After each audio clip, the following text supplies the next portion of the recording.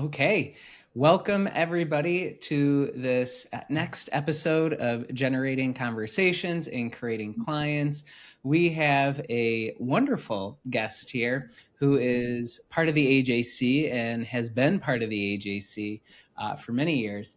And I'm just really excited because, yeah, I'm just gonna let you introduce yourself first because I want people to just have a sense of who you are, who you serve, and then I'll bring us into the rest of the episode. Yeah, Yeah, absolutely, James. First of all, thank you so much for creating this. You've been creating these interviews for a while now, and I just really want to acknowledge you for the work that you're doing and how you're serving through these, right? They're really helpful. And even, I've learned a lot from them, and I love the way you go into detail and you capture your favorite bits as well. So, thanks a lot for doing this. And, thank you. yeah, my name is Nikhil. I'm based in New Delhi, India, and I've been running my coaching business for about 7 years now. And who I work with, James, and for everyone, is that I work with SME business owners in India. And majority of them are second, third generation family business owners, and some of them are also first generation business owners. But let's say about 70 to 75% of them are typically family businesses, and then the remaining are first generation entrepreneurs. uh, Currently, how it says, 75% of the clients are between about 10 million to 100 million dollars in annual revenue, and then the remaining are between, let's say, half a million to up to 10 million. And yeah, how I serve them is, they clearly know what they're doing. They have been fairly successful in business, and after about spending, let's say, 15, 20 years or more, they've reached a point where it's like, okay, this machinery is fully dependent on me, and I also have a lot more other things to do. So it's about helping them create a structure around them that works well for themselves and their family and everything they want to do outside of business, and serves the business more powerfully.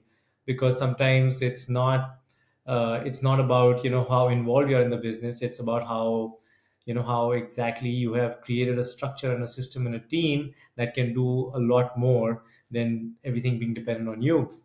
So that's what I do. It's really transformed over the last 7 years since I started back in 2019. The level of work, the kind of work, and the depth of work, and AJC has played a big impact over the last 2 years. My work with Ankush as well over the last 2 years, and yeah, it's just been a very fulfilling ride so far. And we let the conversation unfold if anything else comes up. Yeah, is that okay for now? Yeah, yeah, Yeah. absolutely. I Yeah. love that, and thank you so much for sharing that because you know as we met in the AJC, one of the things that I loved and that I saw even before I enrolled was you were highlighted as a person who came in with a certain beliefs, Mm. and uh, you actually read the brochure from 2024 multiple times, Mhm. and it did something for you or within you Yeah. that created a shift. And so I think this is really special because I think that I think of this in a few ways. These interviews were inspired by the AJC, and somebody might be listening to this and going, "Oh, what would have happened from reading a brochure or about something? I'm so used to seeing an offer about a program I'm looking at, or what is me reading something going to do?" And so I think there's those who might be looking at the AJC or those who already might be in the AJC, Mm. and I think you saw something in that brochure that many other people did not.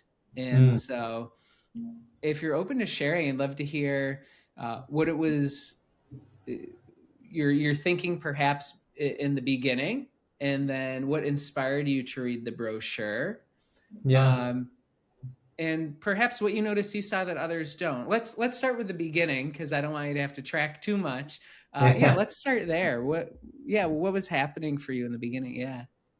Uh, when so about this is 2 years ago, right? Nearly two, a little over 2 years ago, and this is I think about April 2024. And after running the business for 5 years, I had reached a point where something just wasn't clicking for me, James. Right? It was I had great testimonials, I had worked with great people, um, and then I had this idea on how I want to run the business, and I went down a path of marketing, Facebook ads, and trying to figure out how to grow this thing, right? And it took me into a direction which I later on realized that was not resonating with me, right? It was not who I am. And I was pursuing, I was doing coaching one on one barely at that point. Business started as a one on one business purely. And then I had two group containers, purely online again. And I was trying to build a course model because I come from a manufacturing family business background, and I firmly believe, and those are the people I work with. Pretty much most of my clients, 90% of them are into manufacturing of something or the other. And for me, building a business that solely depends on me was just not resonating with me, right? It's like, the day I'm not well or the day I disappear for whatever reason, then everything just shuts. So I really believed in the course model, right? And I thought that I have knowledge to sell, and I do have a powerful course that I can create. And that, but just it took me down the path of funnels and marketing and running ads and doing all these crazy things, and it was just disconnecting me from who I am, and what really resonated with me and what created the transformations for my clients to begin with. So I came to a path where I really started questioning everything, and I was like, okay, this is just not working out, right? I even questioned myself whether or not I can build a successful coaching business or not, whether I should go down this path or not, despite having all these great testimonials. And what happened in the beginning of 2024 is I just started, what I did is I had this sort of aha moment, and I decided that whatever is not working for me, right, I'm just going to start shutting down. So I shut down the course model fully. I pulled the plug on it overnight. I ended the whatever commitments I had in the group containers, and those pretty much wrapped up by March. And I just started creating a lot of time, space, and flow for me. And it was around that time where I got in touch with Ankush via Steve Hardison. Now that's a long story, but I just it was just divine. I reached out to Steve after reading the book, while reading the book rather, and he connected me with Kush. And then Kush reached out. We started talking, and I told him I was struggling. I was not able to figure out what's happening, and I didn't know what direction to go in. And it is at that point where, in one of the conversations with Kush, spoke about the brochure. And he said, listen, you want to make more money, right? I said, yes. And he said, you want to solve your money problems in your coaching practice? I said, yes. He said, read the brochure. And I said, all right. Now, I don't clearly remember this, but I may not have taken him up on that in the first go. But he reminded me the second time. And I immediately just believed him. Now, this is, yes, this speaks to me and my ability to take action and being open, but also Kush created it very powerfully, right? And I don't want anybody to miss that, because he spoke with a lot of intention behind the brochure. So I download this thing, James, and I start reading it. First of all, I scan. I was like 65 pages. I said, "This is not a brochure. This is a book." And I start reading it. And within the first 15 pages, two of the most valuable things that occurred from, like, they were insights. They were very practical, but it was a big shift, as you were saying, right? Something within me shifted, and all the blockages started, sort of getting moved out of the way once I read those. And the two things were very simple. One is that to be a great coach, you need to be coaching all the time, right? And anything that gets in the way of that, all right, is not going to help you be a great coach. And the second thing was that having a full practice is better than having a practice that is not full or barely full, or having one or two clients. So these two things, was almost like a combination for me, and they were speaking to each other, and it just lift like it it helped me identify the barriers I had created in my business. So very practical thing happened when I read these two things, and this is just the first 15 pages. I was in touch with a prospect, he had paid me money. He had paid me about 70% of my fee for a group program. I was still running the group program at that point. And yeah, sorry, I said earlier that I stopped both the group programs. I stopped one and I stuck to the other one, but I had no one in it. So I realized that, I am putting things in the way of his transformation. So he had paid me 70%. It was a 12-week program, and we were going to connect on a call where he was going to pretty much give me his decision, right? What is he going to do? He was really in a bad spot in his business and his life, and he didn't have the money, but he really wanted to be in the program. So we spoke that day, and he said, "Listen, I am not able to come up with the money." I said, "How about I modify the whole 12-week program and deliver it to you in 7 weeks? You'll get access to all the modules, all the knowledge, you'll have access to the weekly coaching calls, everything that you need, right? And everything that is part of the program will be there. It's just that it's going to be 7 weeks." And I said, "How does that sound to you?" He said, "This is all I need. Thank you so much. I'm so grateful."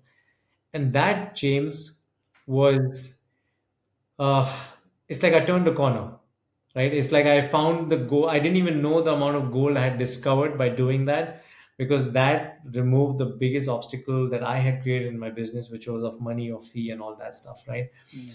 And after that, right, that energy, that shift just started going into a lot of conversations, and things are, I it's like I something lifted, something opened up for me, and I started enrolling better. I started having conversations with a lot more freedom, and I had shut down the course model, one of the group programs, right? So there was a lot of time and space, and I stopped following all the marketing funneling advice, funnel advice, all of that. I just gave up, and I just leaned into the brochure. And then as I kept reading the brochure again and again, there were these simple things that, very practical, very doable, and I just kept following that. But these were the two things that have stuck with me from that point even till today.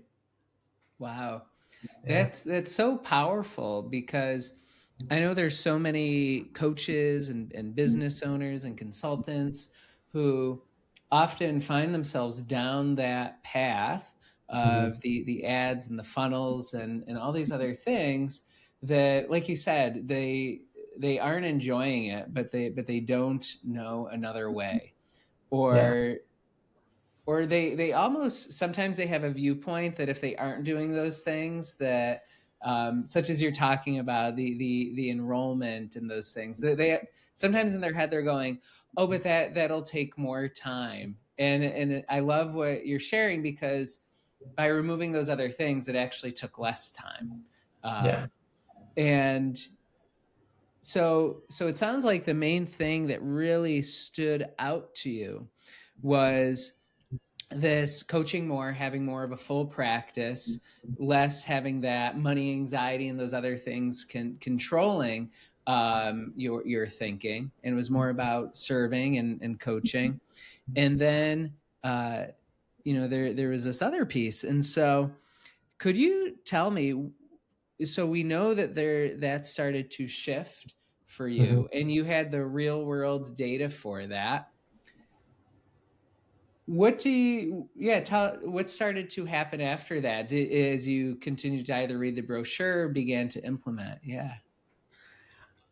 Great question. So, what continued after that? As I said, it was an internal shift. I was more open. I was more available, and because I gave myself permission to shut down these things, I was my awareness level around what people needed and wanted was clear, and it was just a miraculous thing that happened. Because right around that same time, what had happened is when I spoke with Steve Hardison, like he called me in a very Steve Hardison fashion, unexpectedly late at night, and he invited me to the TUBE event, which is the Ultimate Experience, Birmingham Experience. Sorry. Mhm. And what I heard on during the call was that it's next year, so 2025. I said, "Steve, consider it done." I thought I was 1 year away, and I have enough time to save money and make it all happen. And he connected me with this other great coach who was also in AGSC my first year round, which was Farah Ismail. And I got on a call with Farah Ismail the next morning, and she said, "Well, it's not next year; it's this year. It's in May, so it's next month, pretty much. I think, as far as I remember, it was April." and the event was in May. And I was like, wow, okay, what am I going to do? But I had created all this space. So the first thing I did is I, locked in an appointment for the visa. I made a booking.com reservation for a hotel, which was free cancellation. And I said, let me put these pieces together.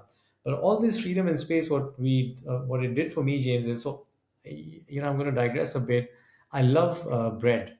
All right. I love bread. And I always wanted to bake bread, like really good, soft, yummy. So I'm a big fan of potato buns. And Mm. I have not had great potato buns in India. The only place I've had great potato buns is in the United States of America. So I wanted to have some good potato buns. And so I was using a lot of my free time to just be creative and make a lot of bread. And I started reaching out to a couple of people just to stay connected. And, also suddenly people started reaching out to me out of nowhere. So what happened is one of my oldest clients who's in his seventh year of coaching with me, he was at that point on a break, and he had been coaching with me for 3.5 years or so, a little over 3.5 years, I would say. And then he had been on a break for maybe 7 or 8 months. And I've known him since kindergarten, so since we were 5 years old. So he's really like a brother to me. And I said, okay, it's been a while, let's meet for coffee. And we met for coffee. We're just talking as friends.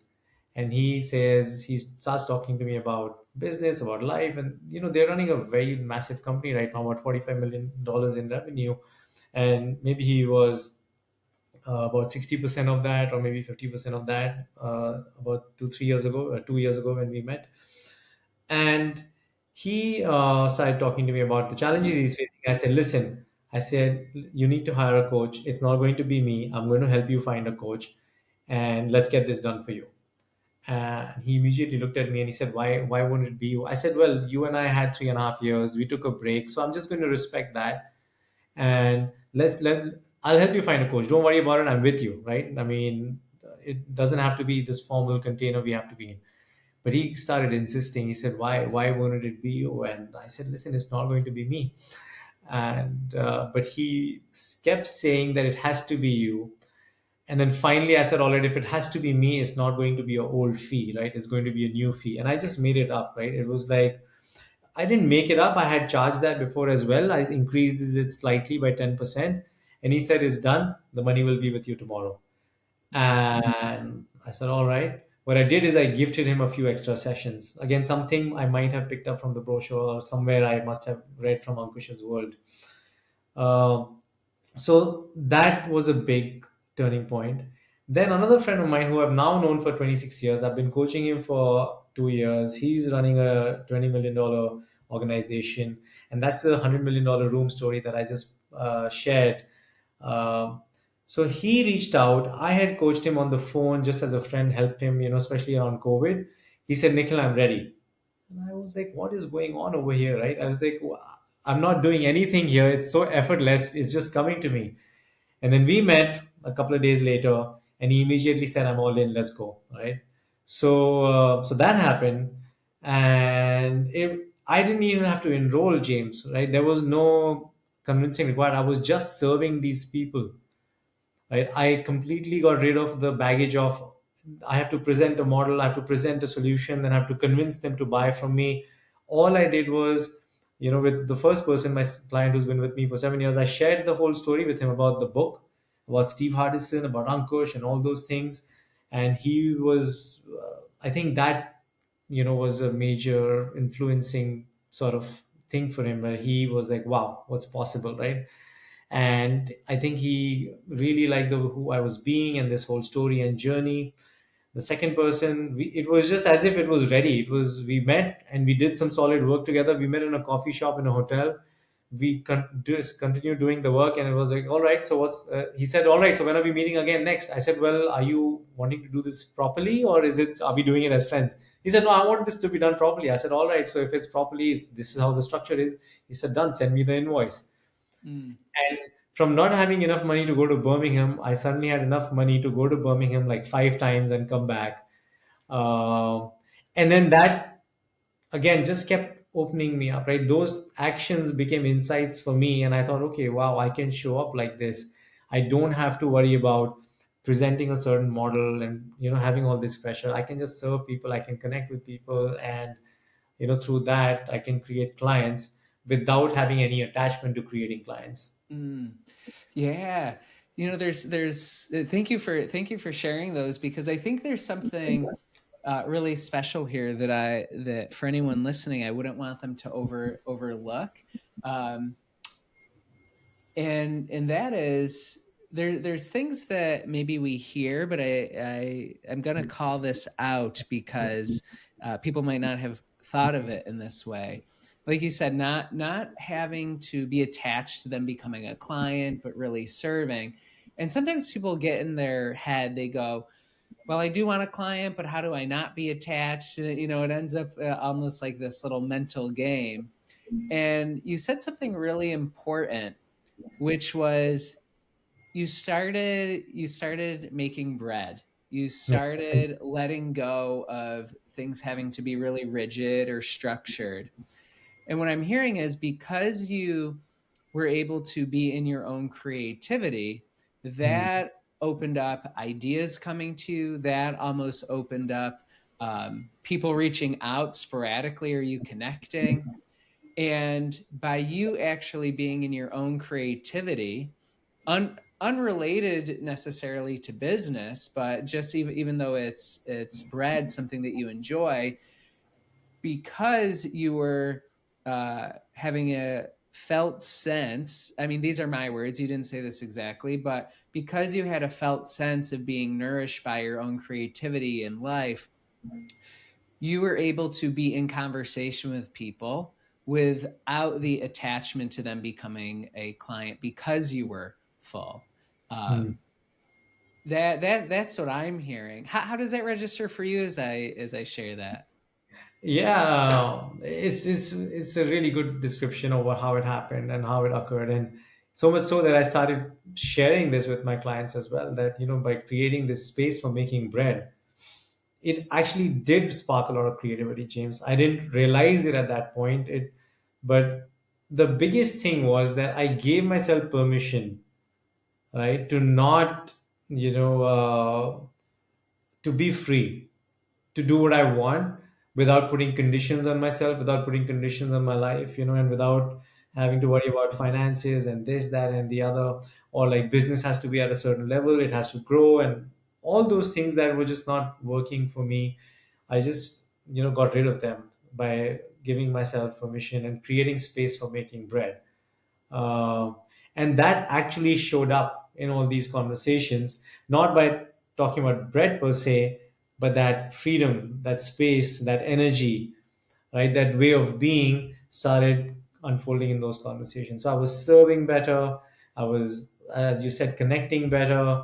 And, it created a lot of ease and flow. And it was still the beginning of something really special that has really evolved and grown and expanded in a beautiful way over the last 2 years. But that's exactly what happened, right? And I took it to my clients and I said, do your version of making bread, right? Create some space, right? Do something which is completely opposite to what you would be doing in your idea of running and growing a business, and see where it takes you.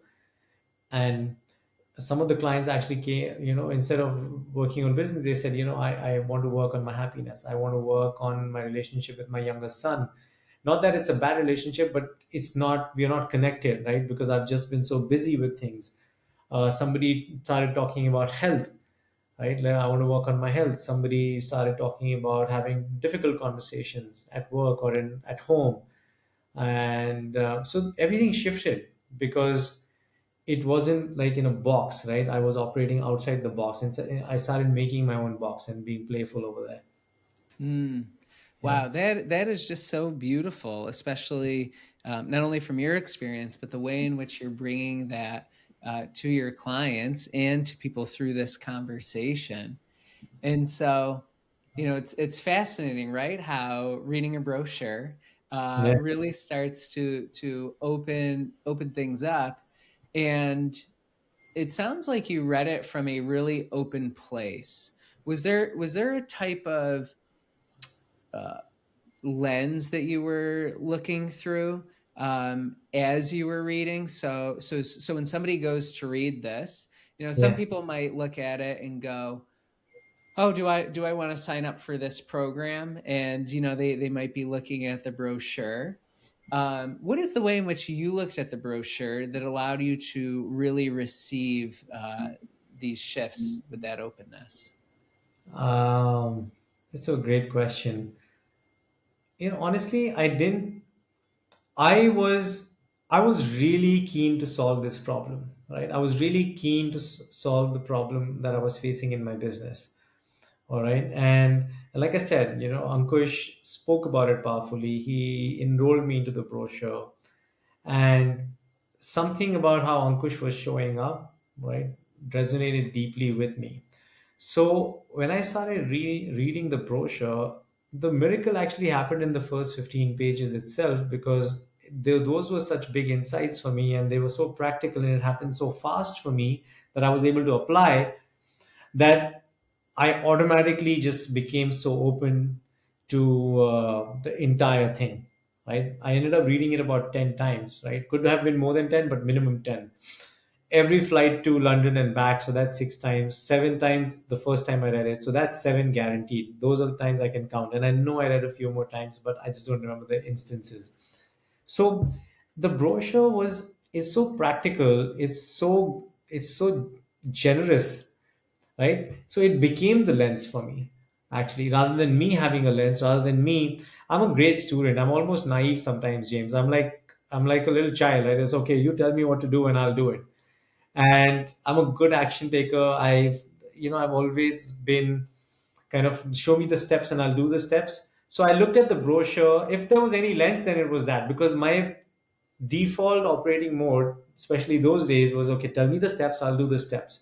So I like the coach, which is Ankush Jain. The coach told me to read the brochure, it'll solve this problem for you. I said, okay, he's given me the steps, let me read the brochure. All right. And I found the steps in the brochure. They were not listed down as steps, but I was able to unlock the steps because they were practical things, right? Even if I so I opened page number 8 from the brochure, and if you're okay with it, can I read something for you Yeah, absolutely. that I highlighted 2 years ago? So it says, what happens when you are being the person who truly cares about others and serves them deeply is that people who speak to you will refer you to others that you can genuinely help. Typically, someone that you can help will know other people that you can help as well. Now, it's a normal statement, it's a good statement. This is something that Ankush talks about in the school in more or less the same fashion, but it landed for me, right? It became a practical version of this. Like, yeah, okay, if I'm the person who really cares about and serves them deeply, chances are that people will want to send other people to me. Right? It just made so much sense. So the first part became an action for me. Just be who I am, and this is the person I've always been, James, as far as I can remember from my teenage years. Right? I've always been very helpful. I loved helping people, and I used to go out of the way for my friends' moms. They would tell me, go to the store and can you get me something. My best friend's mom, she would always count on me to like get her car serviced, and just run around and stuff like that. So, and I that used to really give me a feeling of contentment and satisfaction back in those days. So this statement just like got me next to that again, right? It became very practical. So I just kept finding things in it because I was just looking to solve a problem, and I was able to just kind of identify, oh, that's a step, that's a step, that's a step, that's an action that I could take, right? There is some goal in it. And so even in this next paragraph, it says, in fact, often positioning yourself as an expert distances you from the very people you want to work with, as whilst they may be impressed by you, they may also be intimidated by you.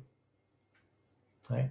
That again landed for me, right? Because prior to this, I was in the funnel mode, marketing mode. I had this triangle model. I would present the triangle model. I would position myself as an expert. The program I was in was called some version of expert, right? So, and I thought that's how I have to be, right?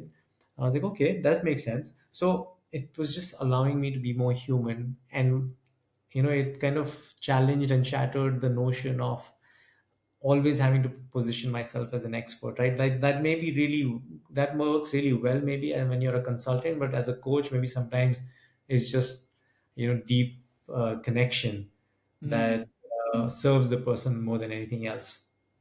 Wow. That's beautiful. I love, and I think this is a great model because, or you're a great model of this, of is really taking what you're seeing, what you're reading, what's being said, and applying it, running with it, not having to do it perfectly, because anything that would be perfect would be based on the way someone else has done it, and you aren't somebody else. And Mm. so the way you were able to take these and notice in your life, in your business, where these were showing up, and to make those changes, it sounds like you really started to notice lots of different shifts, not only externally but just internally, from making those changes. Yeah, absolutely. I would say it was more internal, and because it was internal, then externally, it just showed up. I didn't really have to worry about the steps, whereas I was so married and attached to the steps, right? It's like a two-step sales process, right? Have a discovery call, and then have a strategy call, and then close the sale, right? So it was coming in from a very sales oriented process, right? And that was, that worked really well for me, to be honest. And then after that, it stopped working, and I there was a month I remember in 2023. It was, I think, June of 2023, so precisely 3 years ago, where I had James, I had 9 sales calls, and 6 of them said yes, where they took invoices. We spoke about enrolling. 3 of them were a no or a maybe or something like that, and everybody disappeared on me. And that had Wow. never happened. And I was like, wow, there's something fundamentally wrong over here. And I couldn't for the life of me figure it out, right? And I was working with a bigger coaching firm or company at that time. I mean, there was a head coach and there were 2 coaches who were the employees. So they would do game film. I would record my calls. I would send it to them. They picked on a few things, but it wasn't anything monumental that was coming through. They said, "Listen, you're doing everything right. Maybe shift the energy. Maybe watch the calls where you did close some sales and see if there's an energy shift." So that's what they kept coming to as well, energy shift. But because that was a container that was more sales oriented, we couldn't go deeper into that energy shift. So something clearly had, I mean, I had gone down a path that I didn't realize at that point, James. It's Mm. so yeah. So the brochure just kept removing everything, all the bits, right? It just kept removing all the bits. And you mentioned about being attached, that bit, right? If you're okay with it, can I go back to that? Yes. What I discovered for myself, James, and it's again, might be super simple. But what I realized is, I was being attached to the outcome all the time, which was what? Which is sales for me. Mm. All right. That I may not be speaking that, but that energy was felt definitely. Like, I mean, and I'm speaking only in my case. So because I was so hooked on to what I want, right? Guess what? If I could serve at 10 on 10, I was probably serving at like a 7 or 8 on 10, right? Sometimes maybe a 6 or a 7, because I was so focused on what I need from this conversation. So that's where I also realized that being attached is, when I'm attached to the outcome that I want, I am progressively moving away from service. And when I'm moving away from service, I'm putting so many things between what the client wants, right? And from where they are to what they want, that something doesn't work for them. So it's like, of course, it makes sense, that, oh, I need some time, or maybe not now, or I'm not so sure, or whatever version of that is, some version of that. So lifting off that attachment bit, all right, where it's like, okay, I'm not showing up attached. If there's any attachment, it's like, let's get you what you want, and we'll see, right? So slowing it down. So a lot of times, like, even recently I had a conversation with this wonderful business owner, and we had one conversation. She immediately, after we connected after a week as a follow-up, she said, tell me the price, tell me this. I said, listen, we have not reached the point where we can work together. I'm happy to share the price and how it works, but for me, we've not reached that point, right? Because it's like, you can tell, or I mean, not, I wouldn't say you. I have a very good sense now. It's like, okay, I know where we are at right now, and there's no need to rush into a client relationship. Let's create some more magic for you, and then we are ready to have a conversation about the money and the engagement and all that stuff. So it's been so invaluable for me to not be attached, right, and be more focused on what the person in front of me needs. And this is again straight from AJC, is somewhere there in the brochure as well. Just be of service, and everything else that you want or need will follow, right? So it's like, as Kush says, that you cannot outgive the universe. Mm, Yeah, yeah. yeah. Wow. There's two things that are occurring for me as you're speaking, or questions that I'm having. You know, sometimes, especially I think when people are coming from the sales world and the funnels and those types of things, they might hear something like that, and they might be going, uh, oh, this is they might going, oh, this is a sales technique. Just say, oh, we're not ready to work together, or something like that. But it sounds like for you, um, it's more of just like a sense or an intuition of Mm. whether somebody is truly ready for the coaching. Yeah. Um, and so my first question, it's kind of like two parts. So my first question is, for you, is there anything in particular you're looking for or you're noticing when the relationship is at an appropriate place to continue in a more committed way, in a proper way? And the second part to this, is there a different way in which that service occurs or the experience is like, um, versus when someone has made the investment versus not made the investment? Do those questions make sense? Yeah, let's make sense. We'll unpack the second one once I come to it, but let's go with the first one, right? Which is, how do I know, right? Or what sense do I have in terms of, which direction this prospect or this conversation is going in, right?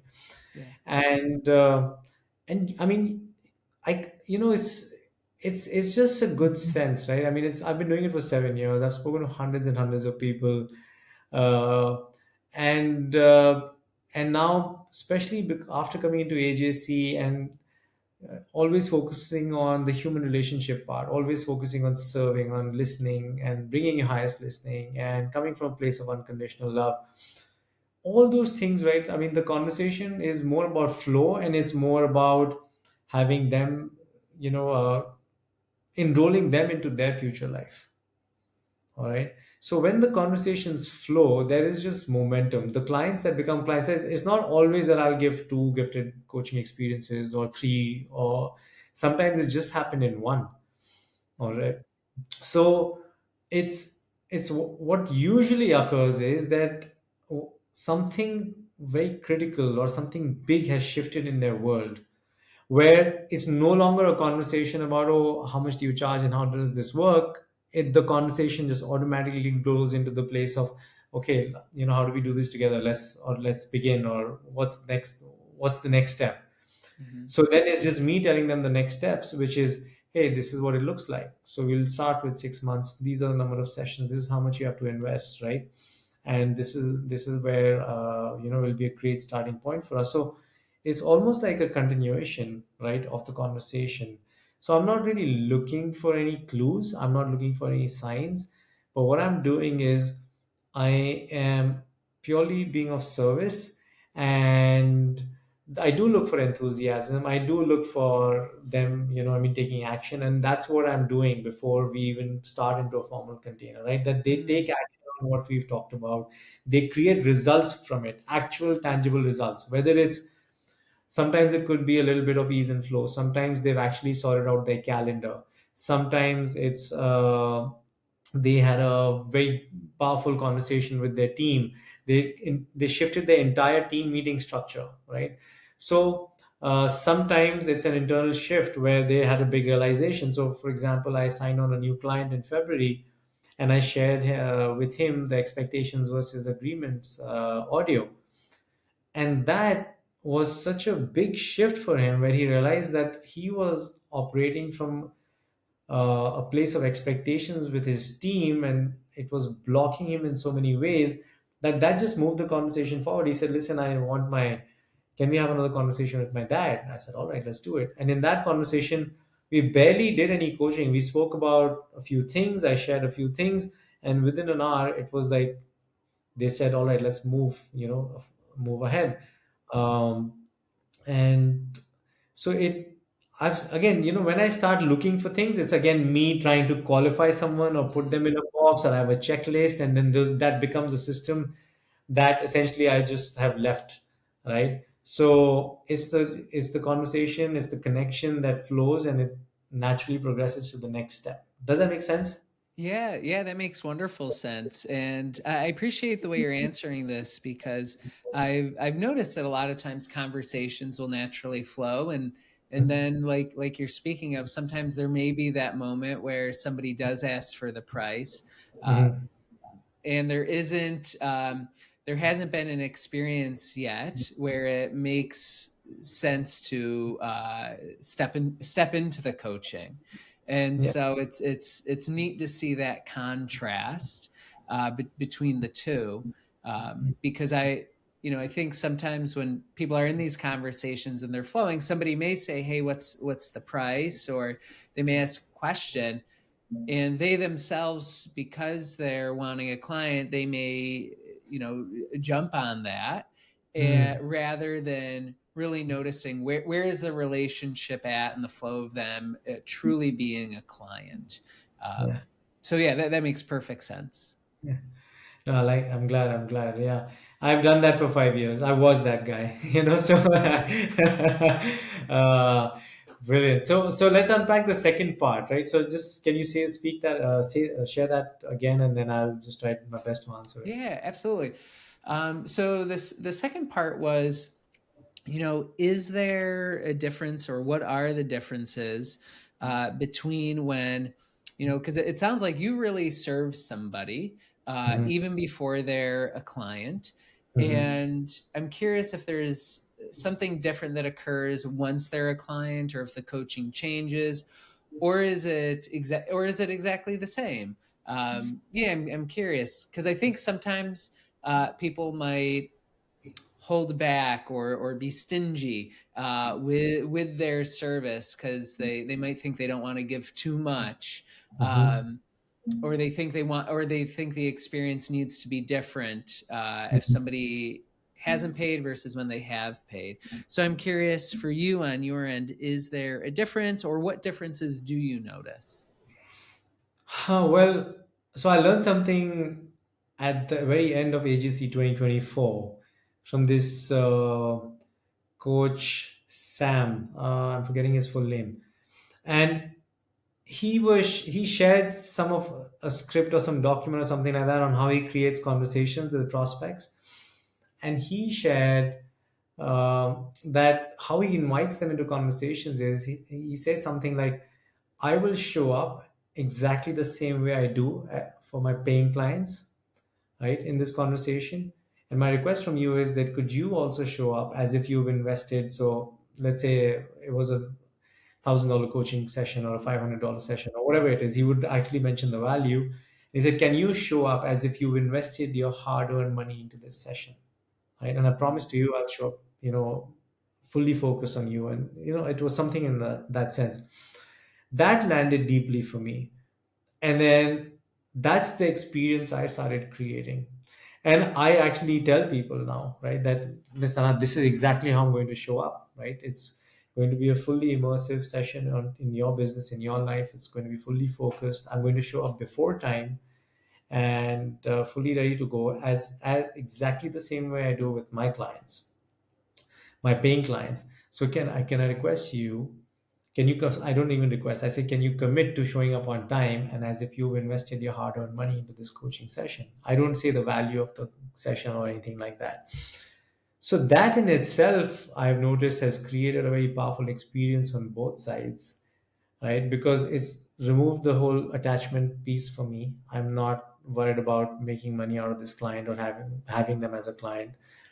They have an experience. I've already created an experience for them as a client. All right. So I am treating them exactly as a client, as I would to a client. And then I do precisely that. I do not hold any information. I don't hold back on anything. Like sometimes it's like a 90-minute conversation that has gone into 2 hours. All right. And I don't stop over there. As long as we have time on our calendar and there's space at both ends, I won't stop. Sometimes it's not, most of these conversations happen online, but like all my clients, local clients who are in Delhi, in the National Capital Region, I meet them in person at a co-working space. Sometimes I've even invited people over there. So the same business owner I spoke about, who I said, listen, it's not time yet. I'm happy to share the information, but we're not at a point where we can begin a coaching relationship. So I met her in person because that was a request, and I booked a meeting room. And then once we ended our session, she said, "Is there any way I can extend this meeting room?" And it happened to be a weekend. It was Saturday. It was an exceptional case where I decided to meet her on Saturday.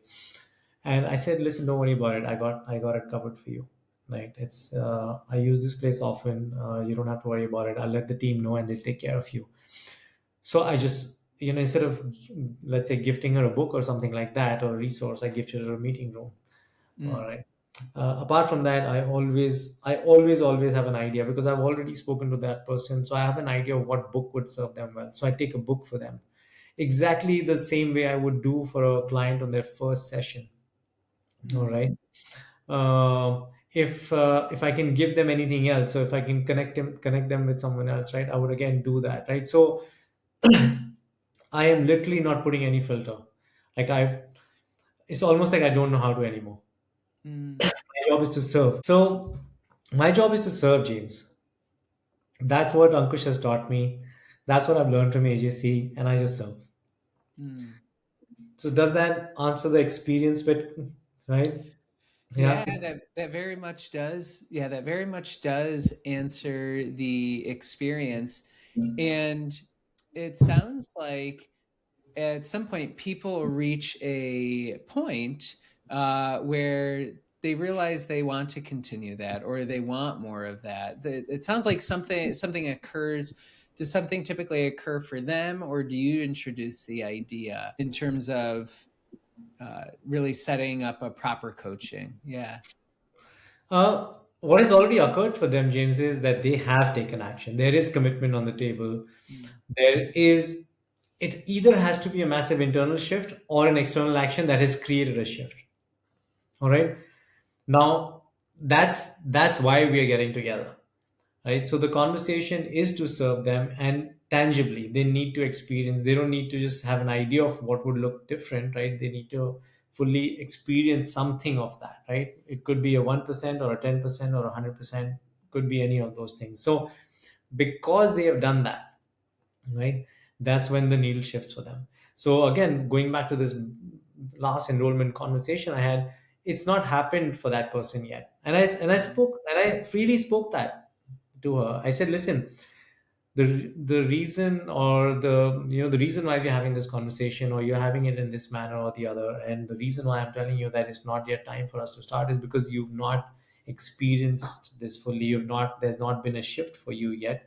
So here's the information. But even if, so we've agreed to connect a month later. I said, even at that point, I just want to be clear that we need to do some work together before you actually start that. So I really want them to experience a shift. All right, that's my commitment to them. And if that doesn't happen, James, so for whatever reason, maybe I'm not the right coach for them, or maybe the action didn't resonate for them, or maybe they're not ready to take action or step into that. Because when I'm having these conversations with them, one thing that I'm very particular about is to capture the insights that have occurred for them, capture the actions that they can take, right? Making them very practical for them, instead of talking more about how this work, or how this can happen or that can happen, right? So so when they do the work, James, they've created the experience for themselves, and then they say that, okay, they want more of this experience. So when the first session happens, if they end up enrolling, we've already done so much work that we are just going down that path again, right? There are no breaks, there's no formality, there's no shift in energy. We're already on the way. Mhm. So that's how the experience is occurs for them at their end. Wow, that's so powerful. And I'm, as we're coming to a close here, Hmm. what would you like to leave, anybody listening to this? What would you like to leave them with? What would you like to let them know? Hmm. Is this specific to people in AJC, or does this go out to like coaches or like Yeah, so there are a lot of AJC listeners, Mhm. and this goes out to a lot of people that aren't in the AJC. They very well may be in that space, like you were in the beginning, Hmm. where they've done a lot of other things, and something's not adding up for them.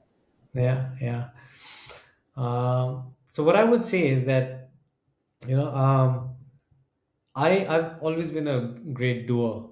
As I said earlier, in during our conversation, that show me the steps, I'll follow the steps. I've always been a good action taker. You ask any of my coaches who I've worked with over the last 10, 11 years, they'll always say that Nikhil is a great action taker, right? He follows through. But what I realized is that you know that superpower also became a super weakness because I was blindly following the steps, and I removed who I am from that process, and I believed in the steps more than I believed in myself. So, so what I would say is that bake some bread, right? Be playful, right? Have the steps. The steps are tools. They're a good starting point, and then be playful with them, right? Because we are all powerful creators, and we can create anything that we want. And having the steps or the knowledge or the experience of others is very, very helpful. But everybody brings their own experience. I had my own experience, so when I got into that energy of baking bread and stopping that coaching program and stopping that course, building that course thing and running ads and all that stuff, right? Uh, that was me leaning into my experience. And I made a decision at that point where I was like, I am no longer going to any other coaching program that tells me the how to's. So the AJC was the perfect place because I still remember 2024, first day of AJC. We finished the day at like 5 or 6 p.m. And I finished the day. I had a bunch of notes, James, and whoever is watching this. And I was like, what am I supposed to do? There are no steps in my notes. And it was the best thing ever because once again the brochure energy kicked in, and I was like, I'll make the steps from here. So make your own steps, right? That's where the beauty is. That's what I want to share. That's what occurred to me, and I'm not afraid to take the steps. And if I make the wrong step, or if I am not able to figure out, I'll lean into my community, which I have, like people like you, James, and the entire AGC community. I have my coach, Ankush Jain. I'll ask for help, I'll raise my hand, but I won't get attached to the steps, because the steps all for me always disconnected me from who I really am. And that how I can get clients is by giving them an experience of who I really am, and the steps don't allow me to do that. That is beautiful, and I love how you shared not getting attached to the how to, because that's each individual's to determine and to experiment and test, Hmm. because otherwise that would be like asking someone else how to live your day, right? It's not their day, it's your day. And Yeah. so I think this is so wonderful. If somebody wanted to connect with you, what's Hmm. the best way for them to do that? Easiest is actually on WhatsApp. So that's one way, or actually email would be easier. I would just say email me. And so do you want me to just spell it out, or Yeah, if you want to, yeah, if you want to say it, that'd be great. so it's Nikhil. That's N as in Nancy, I as in India, K as in Kansas, H as in Houston, I as in India, L as in London, at the rate bulletproofteams.in. So BULLETPROOF teams.in. That would be the best way to get in touch with me. And yeah, thank you if you do. Excellent. Thank you. And if anyone has questions for me, you can find me at jmwhiteman.com. Thank you, Nikhil, for making the time. And thank you, everybody, for listening. And let us know what insights come through for you from listening to this. Enjoy your day. Thank you. Thank you, James. Thank you so much for creating this space. Absolutely.